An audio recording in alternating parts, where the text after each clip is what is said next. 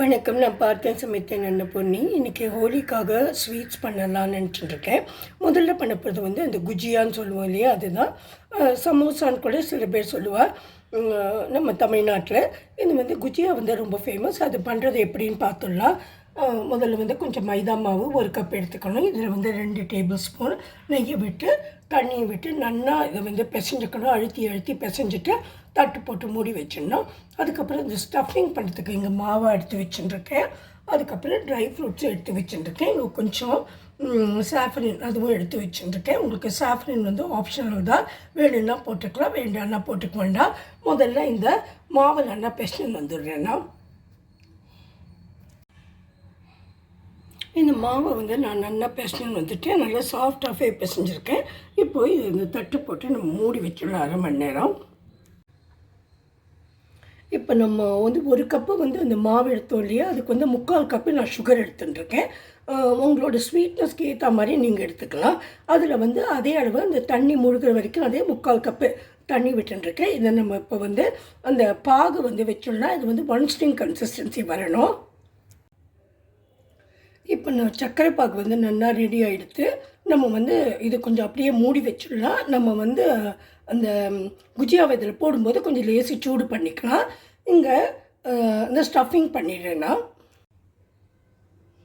இங்கே இந்த மாவாவை எடுத்து வச்சுருக்கேன். இதை வந்து லேசாக சூடு பண்ணி அது கொஞ்சம் அதில் கொஞ்சம் இந்த ட்ரை ஃப்ரூட்ஸ் எல்லாம் பவுடர் பண்ணி அதையும் போட்டுக்கலாம்.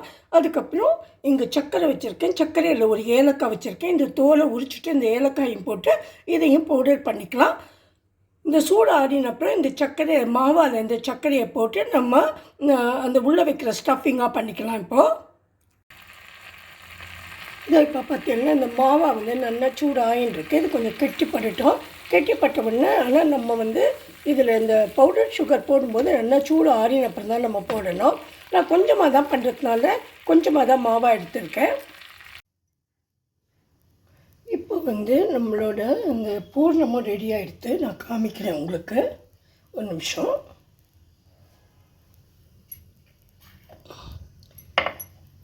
இங்கே பார்த்தீங்கன்னா இந்த பூர்ணமும் ரெடி ஆகிடுத்து. உங்களுக்கு ஒரு வேளை இது இன்னும் தண்ணியாக இருக்குன்னா நீங்கள் ஒரு 1/2 hour ஃப்ரிட்ஜில் கூட வச்சு எடுத்துக்கலாம்.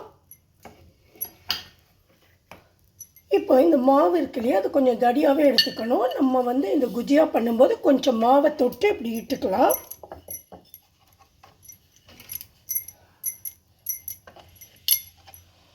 நீங்கள் வந்து இது சுப்பு மாதிரி பண்ணி கையாலேயே மூடிக்கிறதுனாலும் மூடிக்கலாம்.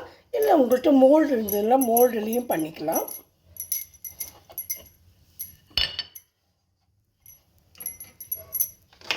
நான் வந்து இந்த மோல்டுலேயே இன்றைக்கி பண்ணிட போகிறேன். இதை வச்சுட்டு நான் காமிக்கிறேன் உங்களுக்கு.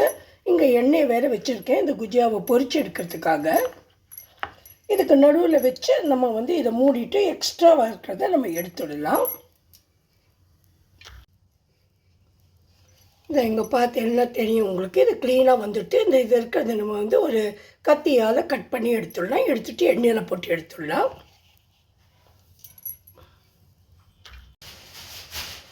இப்போ இந்த குஜியாலாம் நான் எண்ணெயில் போட்டு எடுத்துட்டேன். உங்களுக்கு கையாலேயே பண்ணணுன்னா இது மாதிரி நான் ஒன்று கையாலேயே பண்ணி வச்சுருக்கேன். கையால் நம்ம இதை மூடிட்டு இந்த ஃபோர்க்கால் இது மாதிரி கோடு போட்டு நீங்கள் வச்சுக்கலாம். இந்த நம்ம வந்து அந்த மோல்டுலேயே போடாமல். இப்போ வந்து சர்க்கரை பாகும் நம்மளது ரெடி ஆகிடுது. ஆனால் அது கொஞ்சம் சூடாக எடுத்து லேசாக அதை சூடு பண்ணிவிட்டு இதில் முக்கிட்டு இந்த மாதிரி ரேக்லேயே நான் வச்சுடுறேன். இப்போது இங்கே பார்த்தீங்கன்னா இந்த சர்க்கரை பாகில் நான் போட்டு எடுத்துட்டேன். இப்போ நான் அதில் அடிக்கிடுறேன். இப்போ நம்ம குஜியா எல்லாமே நல்லா வந்துட்டு நான் அதுக்கு மேலே கொஞ்சம் அந்த ட்ரை ஃப்ரூட்ஸை பொடி பண்ணினதை போட்டிருக்கேன். நீங்கள் எது வச்சு வேணால் அலங்காரம் பண்ணிக்கலாம். நான் வந்து ஒன்று பிண்டு பார்த்தேன், அது ரொம்பவே நல்லாயிருக்கு. நல்லா அந்த சுகர் சிரப்பெல்லாம் ஒட்டின்னு எடுத்து நம்ம அடுத்த ரெசிபிக்கு போகலாம். நம்ம அடுத்ததாக பண்ண போது வந்து லவங்க லத்திக்கான்னு. லவங்கனாக்கா உங்களுக்கே தெரியும், லவங்கம்னு சொல்கிறோம் இல்லையா, கிராம்பு. அதுதான் அதை வச்சு மேலே மூடுறது தான். நான் இதுக்கும் சேர்த்து தான் மாவு பிசைஞ்சிருந்தேன். அதனால் பாதி இதுக்கும் முன்னாடி பண்ணினோம் இல்லையா குஜியா, அதுக்கு பாதியும் வச்சுட்டேன். ஆனால் அதுக்கு ஸ்டஃபிங் வந்து உடச்சிக்கல் இருக்கு இல்லையா, இது ஒரு 1/2 கப்பு வச்சுருக்கேன். இதே அளவு சுகர், 2 ஏலக்காயும் பிரித்து போட்டு இதை வந்து பொடி பண்ணி வந்துடுறேன். இதை வந்து உள்ளுக்குள்ளே நம்ம ஸ்டஃபிங்காக அதுக்கு யூஸ் பண்ணிக்கலாம்.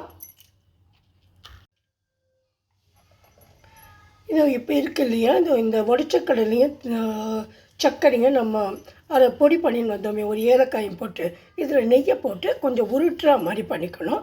பண்ணிவிட்டு இது மாதிரி இந்த மாவை எடுத்துகிட்டு நீங்கள் கையிலையே பண்ணிக்கிறதுனா கூட பண்ணிக்கலாம். சில பேர் வந்து அந்த இதில் கூட பண்ணிப்பால். நம்ம வந்து இந்த மாதிரி ஸ்கொயர் ஷேப்பில் இதை பண்ணிக்கணும். நான் பண்ணி காமிக்கிறேன். ஒரு நிமிஷம் என்னவோ, நான் அடுப்பை ஏற்றிட்டு வந்துடுறேன். எண்ணெய் வந்து சூடாக இருக்கட்டும். இப்போ நம்ம வந்து இது ரொம்ப தின்னாக பண்ணணுங்கிற அவசியம் கிடையாது. இப்படி பண்ணிவிட்டு நம்ம வந்து இந்த சைடில் வந்து கொஞ்சம் இதை ஸ்கொயர் மாதிரி இப்படி ஆக்கிக்கலாம்.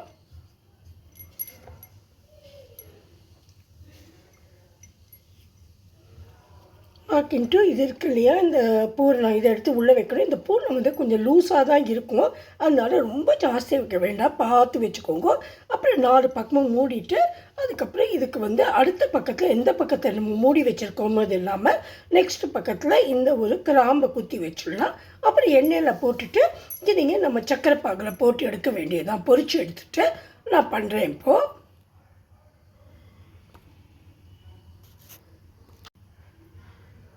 இது அழகாக அது மாதிரி ஒரு பேக்கெட் மாதிரி வரணும். இது மேலே நம்ம இதை குத்தி வைக்க வேண்டியது தான். இது மாதிரி எல்லாத்தையும் நம்ம பண்ணிடலாம். ஆனால் நீங்கள் ஒன்று பார்த்துக்கணும், இதை ஸ்டஃப் பண்ணின அப்புறம் நல்லா மூடிடுங்க. இது வெளியில் வந்துடக்கூடாது இந்த பூர்ணம். இங்கே பார்த்தீங்கன்னா நம்ம லவங்கலத்திக்காவும் ரெடி ஆகிடுது. இது வந்து கொஞ்சம் நிதானமாக வச்சு ஒரு நல்லா வேகணும். ஏன்னா நம்ம கொஞ்சம் தடியாக பண்ணியிருக்கோம் இல்லையா, அதனால் இது நல்லா வேகிற வரைக்கும் நம்ம வெயிட் பண்ணிவிட்டு ஒரு 10 நிமிஷம் ஆகும்.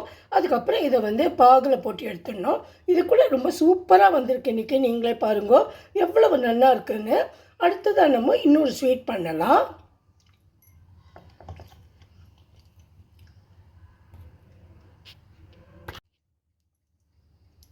இப்போ இந்த சந்திரகலாக்கும் நான் அதே மாவு தான் எடுத்துட்டேன். அதாவது நான் கொஞ்சம் நிறைய மாவு பிசைஞ்சிட்டேன் எல்லாத்துக்கும் சேர்த்து ஒரு அடியாக.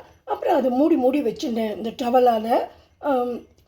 இது என்னென்னா, இதை இந்த மாதிரி 2 உருண்டையாக பண்ணி சின்னதாக பூரி மாதிரி பண்ணிக்கணும். பண்ணிவிட்டு இதுக்கு ஸ்டஃபிங் நான் என்ன வச்சுட்டேன்னா, இங்கே நம்ம ட்ரை ஃப்ரூட்ஸ் எல்லாம் நல்லா பொடிச்சு வச்சுட்டோம் இல்லையா, இதிலே கொஞ்சம் சர்க்கரையும் ஏலக்காயும் போட்டு இதையும் கொஞ்சம் நெய்யை விட்டு நல்லா நான் வந்து உருண்டை மாதிரி பண்ணிட்டு இதையே வச்சுட்டேன். இதுக்கு நான் வந்து மற்ற இதெல்லாம் நான் பண்ணி வச்சுருக்கேன். இது வந்து இது மாதிரி இந்த உருண்டை மாதிரி பண்ணிவிட்டு இந்த நல்ல நெய்யை விட்டு நல்லா பேசிட்டு இதையே நடுவில் வச்சு நம்ம பண்ணிடலாம். இப்போ எப்படி பண்ணினேன் நான் உங்களுக்கு காமிக்கிறேன். இப்போ வந்து ஒன்று வந்து கொஞ்சம் பெருசாக இருக்குது, ஒன்று வந்து கொஞ்சம் அதை விட சின்னதாக இருக்குது. நீங்கள் ஒரே சைஸில் கூட எடுத்துக்கலாம், கட்டர் வச்சு கூட கட் பண்ணிக்கலாம். நான் வந்து இங்கே இதுக்குள்ளே இந்த பூர்ணத்தையும் வச்சுட்டு இதையும் வச்சு நம்ம மூடிடலாம். இப்படி இந்த பூர்ணம் வந்து நல்லா நடுவில் வர மாதிரி நம்ம பண்ணிக்கலாம்.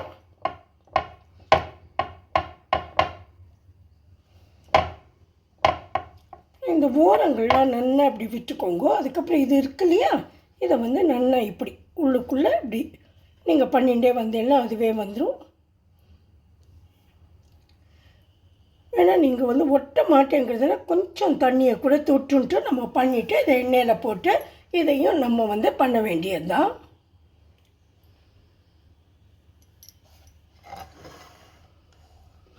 இதே மாதிரி நம்ம ஓரத்தெல்லாம் மடித்து விட்டுக்கணும். விட்டுட்டு அதுக்கப்புறம் அது வந்து ஒரு ஷேப்பு கிடைக்கும். இப்போ தான் அதுக்கு கொஞ்சம் நல்லா அமுக்கி விட்டுக்கோங்க. இந்த எக்ஸ்ட்ரா மாவு இருக்கு இல்லையா, இதை வந்து